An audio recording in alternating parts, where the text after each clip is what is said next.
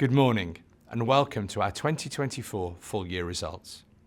It's been another great year of strong progress. Our operating profit increased by 16%, with organic revenue growth of 11% and 30 basis points of margin progression to 7.1%. We operate in an industry that has a significant and attractive structural runway for growth.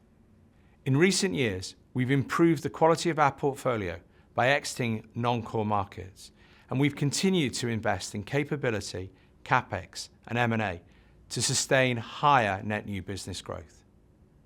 Over the next few minutes, we'll tell you how our relentless focus on the core, strong competitive advantages, and ongoing investment are unlocking further growth opportunities. But first, let me hand you over to Petros.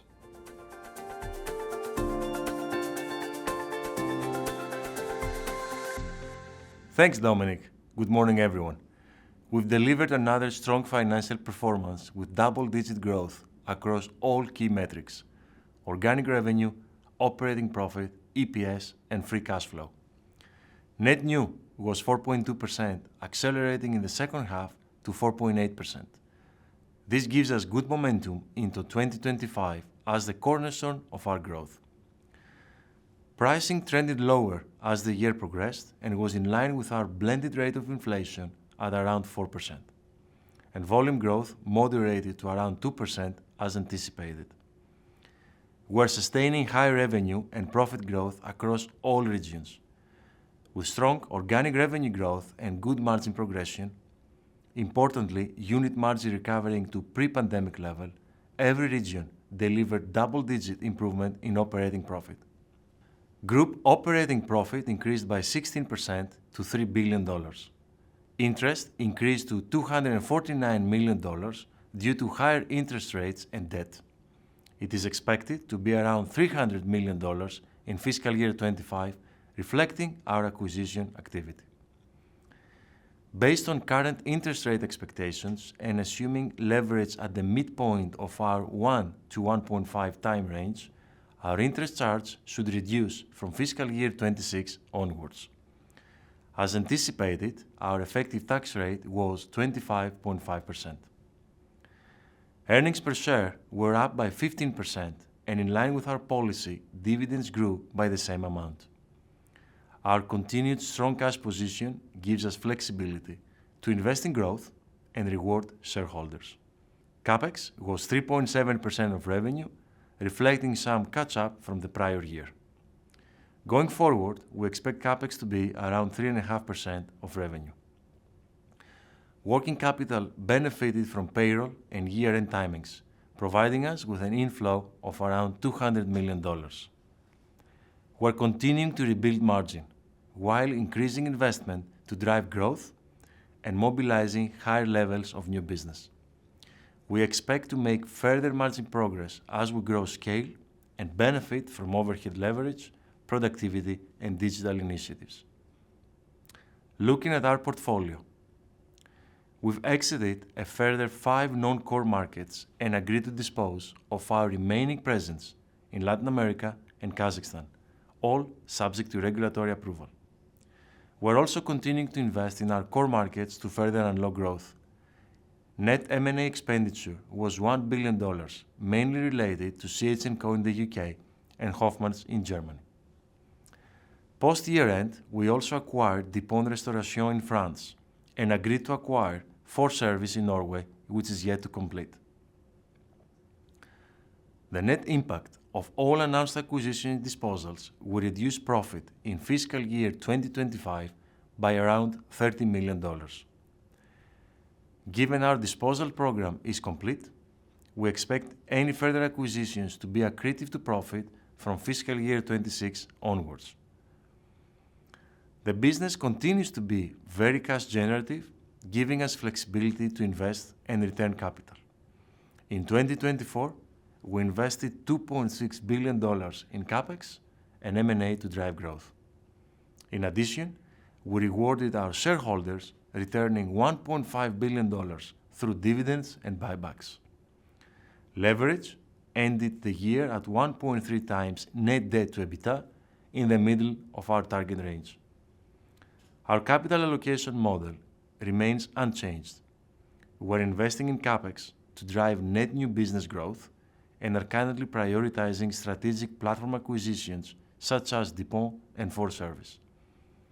As a result, we expect leverage at the half year to be towards the top end of our 1 to 1.5 times range.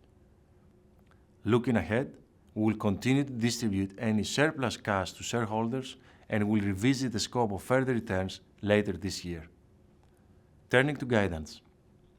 In 2025, we expect high single-digit operating profit growth driven by organic growth above 7.5%, which is likely to be first half weighted and continued margin improvement.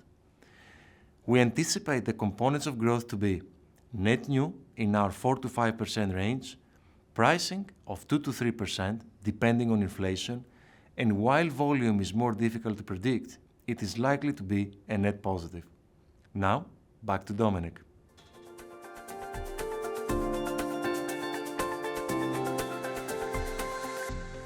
Thanks, Petros. We continue to see strong outsourcing and favourable market trends, which give us confidence in sustaining higher growth. Food is more valued than ever by clients and consumers.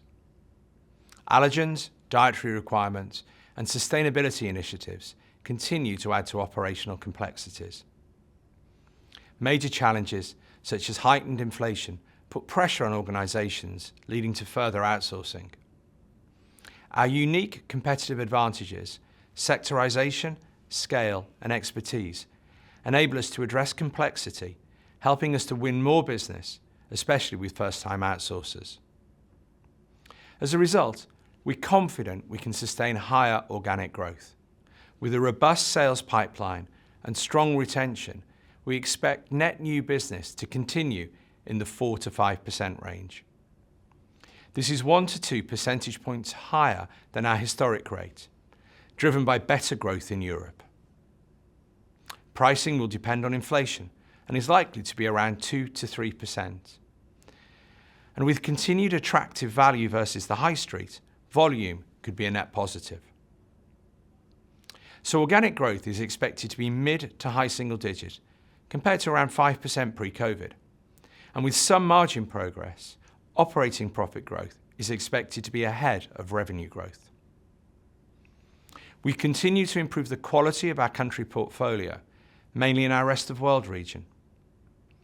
With the programme now mostly complete, we're more resilient and even more focused on the opportunities in core markets. The addressable food services market for the countries in which we operate is worth around $320 billion.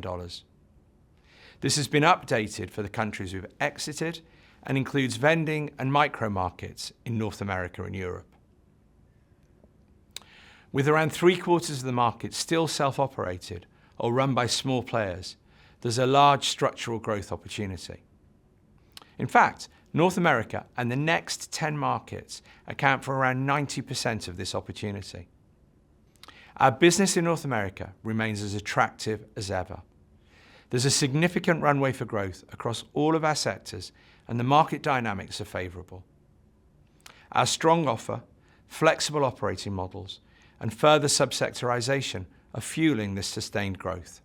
Even though it's our most mature sector, B&I saw the highest rate of organic and net new business growth last year. Some of this is due to changing consumer and client trends, a greater appreciation of food, and our attractive value versus the high street. And as ever, we continue to invest in innovation through CapEx and in M&A to unlock further growth opportunities. Europe's sustained higher net new is a result of our growth focus and favourable market dynamics.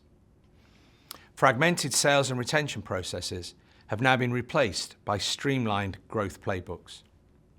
Full market mapping, CRM tools, and client feedback have doubled our new business ARO in Europe and doubled our sales pipeline compared to the historic rates. Building scale in country reinforces our market position and generates a positive cycle of growth. In a market where we have only 7% share, there's lots of potential in all countries and in all sectors. Self-help measures have also improved retention in Europe, one of our most important KPIs. Pre-COVID, it was significantly lower than North America, averaging around 92.5%.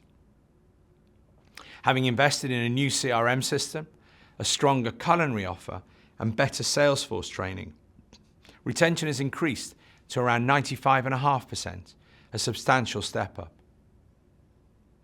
To unlock further growth, we're acquiring high-quality businesses to expand our portfolio of sectors and subsectors. We seek businesses that have unique capabilities or reach, with a flexible operating model and an entrepreneurial management team. Historically, our acquisition strategy was focused more on North America. Whilst we're still investing there, we're seeing attractive opportunities in Europe as we replicate the successful North American growth blueprint.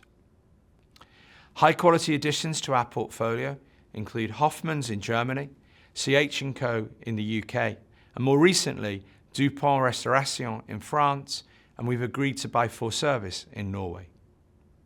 It's early stages, but the integration of these businesses is going well as we generate returns over time. CH&Co's new business wins are 40% higher than expected, and we're saving more on costs too. M&A creates value by accelerating growth, removing costs, and increasing scale. This takes time, and returns build year on year. In the US, we're still generating value from businesses bought over 20 years ago, as their growth continues to compound year after year. To further enhance growth, we're investing in capabilities and resources across the group. Talent, systems, processes, and data are all growth enablers. And with a more systematic approach to leveraging best practice, we can quickly scale the best of Compass across the group. In summary, the combination of the strength of our business and favourable market dynamics give us confidence in achieving higher net new business growth than our historic rates. As a result, our medium-term growth algorithm is mid to high single-digit organic revenue growth with ongoing margin progression, back to our peak and beyond. This leads to profit growth ahead of revenue growth as we maintain our strong record of performance and deliver long-term compounding shareholder returns.